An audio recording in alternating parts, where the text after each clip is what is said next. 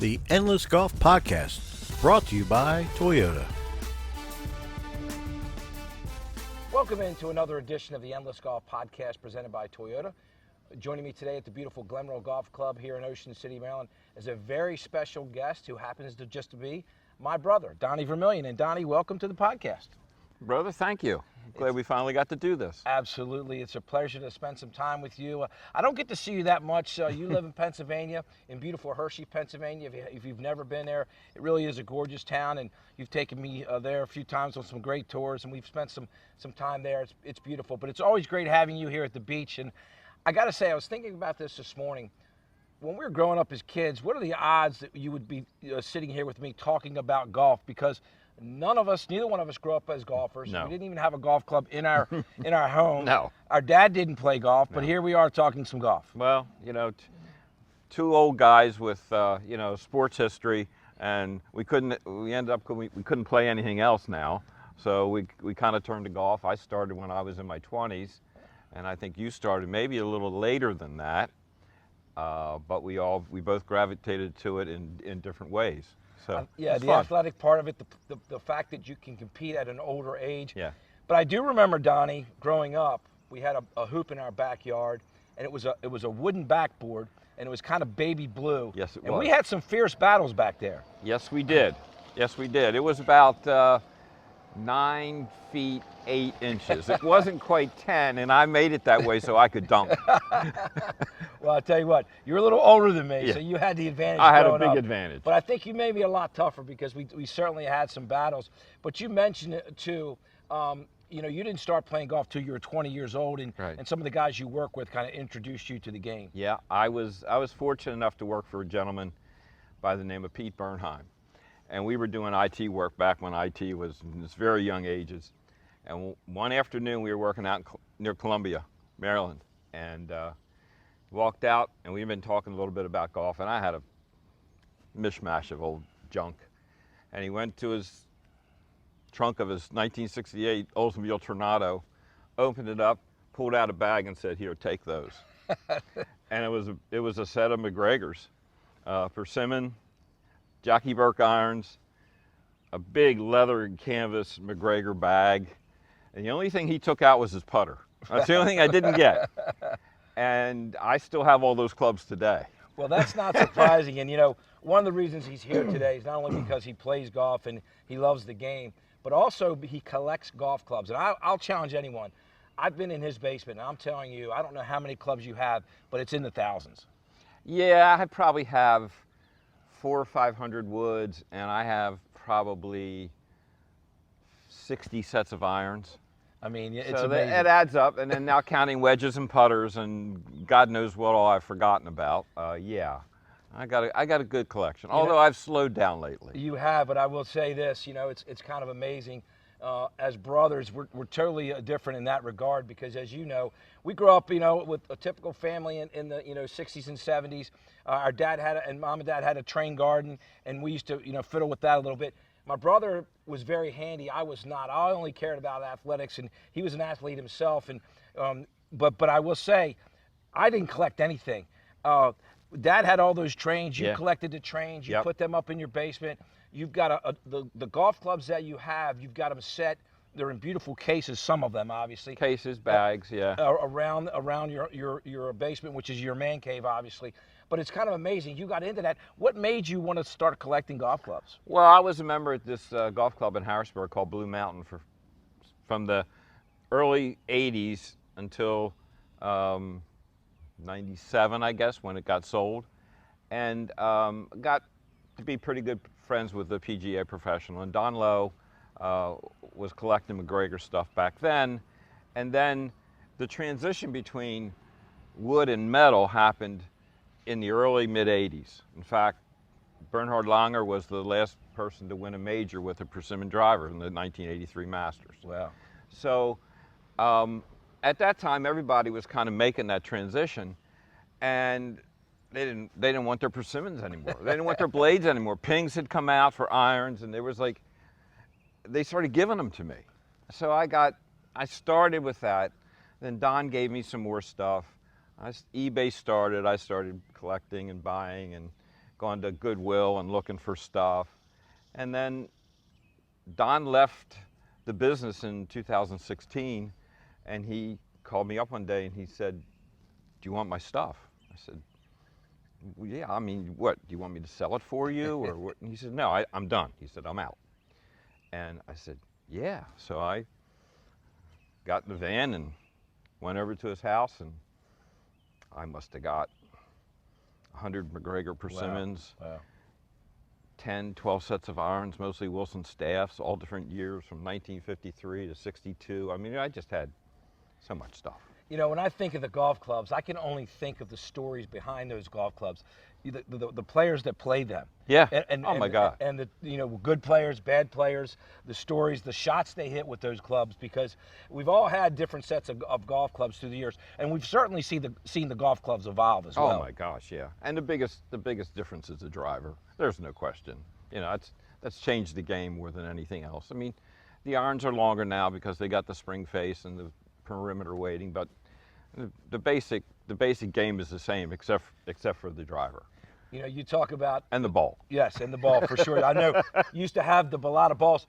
Now you do a tournament every year, the vintage. We'll talk about that in our next segment. But you know, it's amazing when you look at all the different the options you have for golf clubs, right? Right. And then you look at a guy like Bryson DeChambeau, and he's like the mad scientist of golf. It's That's kind of for amazing. sure. Yeah, it's hard to keep up with what he is doing, and but you can't argue with the results. No, It's pretty no. amazing, and so I think there'll be more people going down that road just because of his success, and you know, he's turned into quite a fan favorite. It's been Absolutely. amazing. It's pretty amazing, Yeah. the transition that he's made, and just his golf game. I mean, I don't think anybody loves the game of golf more than he does. No, it doesn't seem like it. I'll tell you, He's engaged. It's there's no pretty doubt. amazing.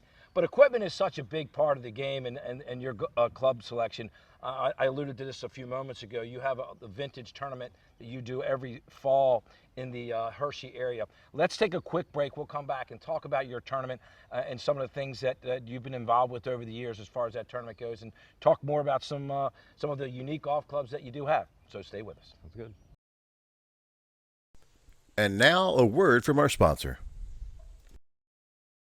I love a good adventure, and my friends and family do too. So we all drive Toyotas. Tacomas for my rugged buds, and Corollas for my city crew. And I drive a RAV4 that I take camping, shopping, and basically everywhere else. We all picked our Toyotas because they're reliable and efficient and have amazing resale value, saving us money now and down the road, so we can make every day an adventure. Check out buyatoyota.com for deals and inventory. Toyota, let's go places.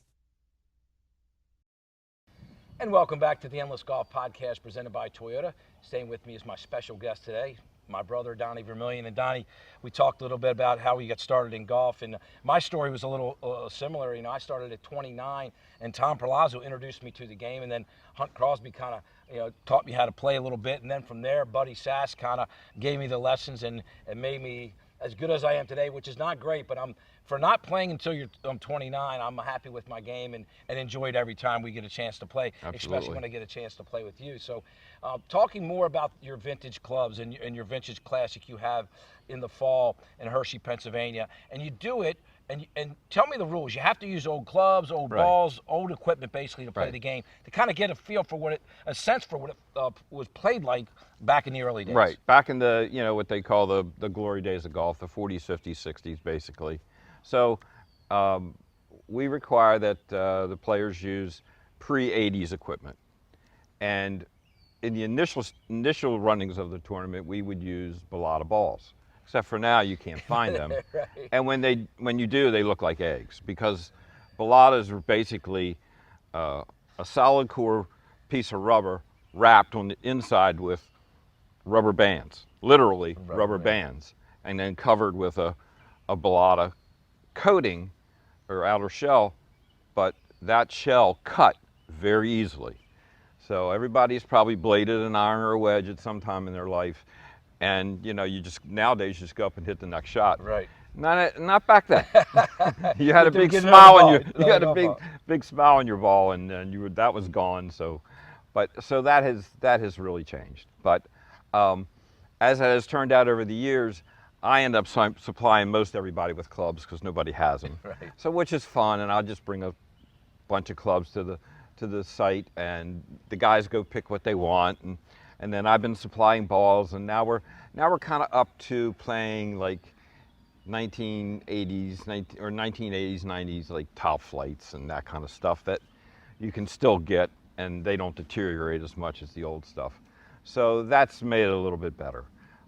We set the course up so everybody has a chance, and it's fun. It's just fun, and you get an appreciation of how good those guys were. And you do, and also, the game's hard enough now when the equipment is so much better and the balls are so much better. To your point, the game was so much harder back then. Oh my God, yeah. I mean, just to be able to hit the driver, because you're looking at the drivers. The drivers then were like about this big, and now the head, you couldn't Right. miss the ball if you tried, basically. I was kidding yesterday when I was playing my driver. I've got ball marks all over the face of my driver. There's not one mark in the middle, and all the good players usually have. You can see where they hit the. Yeah, they golf wear ball. it out. I don't go through my equipment very often because I can keep drivers and clubs for years because I hit it everywhere on the face of the golf club. So with with the old stuff, I mean, the margin for error is very, very low, and you don't hit the ball as high. So you're counting on the ball to hit after it hits the ground and roll. So most everybody's now wants a driver to go up in the air and carry 250 or 270. It doesn't. Persimmon wasn't that way. And with all the science behind the golf swing now, and you get your clubs fitted, Right. they put you on a simulator, they put you the numbers, the TrackMan, they set you Right. up. There was none of that back then. No. And a No. lot of it was really based on feel. Absolutely, yeah. And you had three shaft choices, no head choices. So do you want soft, medium, or firm? That was it. If you were just a regular player, so it wasn't like you were getting custom fit anywhere. No. So it was dramatically different. Well, I can tell you his collection is pretty amazing. He's got, like I said several thousand, but maybe it's just over 1,000. Whatever it is, it's very impressive. And you've got a little bit of everything. You mentioned the putters. They've changed over the years as my well. God. Some of the old putters you have, and you gave me one, they're just amazing. Yeah, I mean, back then everybody was playing primarily like a little brass bullseye with the head. The head was about that big, and you could play it left-handed or right-handed. It was a two-way putter, which was kind of handy sometimes. And there were all kind of different iterations with putters. I mean, I've got some that people look at and go, "What is that? And A garden implement or what?" Yeah, that was even harder to putt with. For Yeah. Sure. Oh my God, yeah. And I've got a bunch of hickory shafted putters that are pretty cool. A few that are made in Scotland that I treasure, and and I have some persimmons that are quite nice that people have redone for me, and a couple originals that I won't touch. Give me your top 5 clubs that you own, whether it's putters, wedges, whatever it is. I own a Walter Hagen driver which model was called a bludgeoned, and it was a real big deep face, and that model was made for Babe Ruth because Walter Hagen and Babe Ruth were real friends, and it's pretty unique. There were very few made, and this one's in pretty daggone good shape. And even though I've hit it a couple times, I don't generally hit it. I have a Wood Brothers persimmon driver, and Wood Brothers was a high-end specialty company that was founded by Dave Wood back in the late 70s, early 80s, just when persimmon was kind of at its peak but going out. And this one was given to me by Bill Vogany, a real good friend of mine, and never been hit. It's a Texas All-American, and it's absolutely beautiful. The grain is perfect. I mean, it's a treasure. I've got a couple of McGregor Tourney LFF, which are the jumbo heads, and they're pretty prized today, and they're neat to look at. They're amazing, and the one I've hit. The other one belonged to Don Lowe, who I mentioned before, and it has an X300 shaft in it, and there's no way I could hit it. I mean, I probably hit ground balls. So I look at that one. I don't hit that one. So those are a few. I have a nice collection of 1-irons. Wow, yeah. Yeah. Everybody wants a 1-iron. And if you hate golf, play a 1-iron. and so if you want to butter toast, Right. you know, they're useful, but they're neat, and you just imagine those guys used to hit them. It's crazy. You know, It really like is. Nicholas back when he won the Open at Pebble Beach, hit a 1-iron on 17 and hit the flagstick with it. Like, If I tried to hit it with my club on the green, I could hit the flags with you a could 1-iron. putt with it. I You remember- could putt with it. I think it was Craig Sather said he was doing a clinic at Eagles Landing when it opened up, and he said, "Does anybody have a 1-iron?" And the guy said, "Yeah." And the guy, I think Sadler took his 1-iron out of his bag, and he raised it up. He said, "This is only good for one thing: to get struck by lightning." And he threw it in the lake. So that's Oh, what he my. thought about 1-irons. But Yeah. I tell you what, it's been great spending time with you today, brother.